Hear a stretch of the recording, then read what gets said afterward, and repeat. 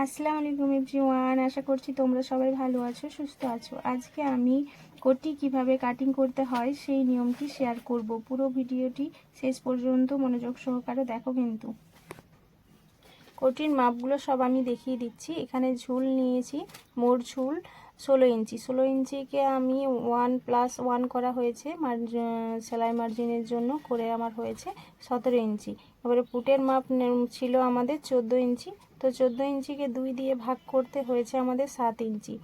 এটাতে আমরা যোগ কোনো কিছু করছি না, এটা শুধু ভাগ করলেই হবে, ঠিক আছে।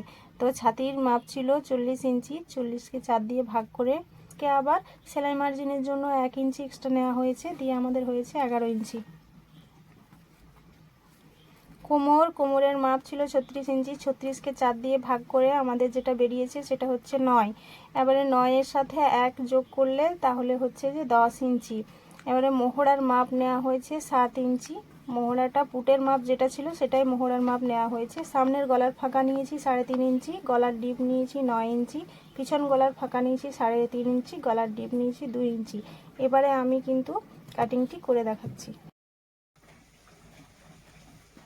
আমি পেপারে কাটিং করে মেজারমেন্টগুলো দেখিয়ে দিচ্ছি এই ভিডিওতে, আর তারপরে নেক্সট ভিডিওতে কাপড়ে কাটিং করে দেখিয়ে দেব। তো দেখা যাক। এইখানে গলার ফাঁকা নিয়েছি 3.5 ইঞ্চি, এইখানে গলার ডিপ নিয়েছি 2 ইঞ্চি, এটা হচ্ছে পিছন পার্ট।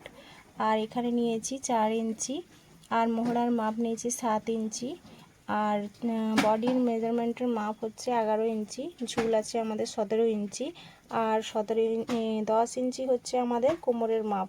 পেপারের মেজারমেন্টটা দেখিয়ে দিচ্ছি প্রথমে, তারপর আমি পেপারটা কাটিং করে দেখিয়ে দেবো তোমাদের। এখান থেকে গলার ফাঁকা যেহেতু পিছনে নেওয়া হয়েছে 3.5 ইঞ্চি, তাহলে সামনেও নেওয়া হয়েছে 3.5 ইঞ্চি। এখান থেকে এটা গলার ডিপ নেওয়া হয়েছে 9 ইঞ্চি।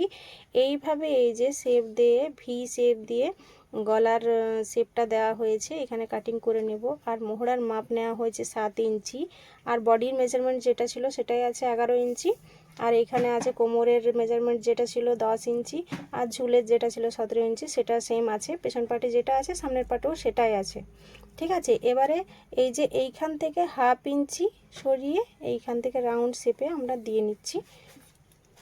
এবারে আমরা কাটিংটা করে নেব।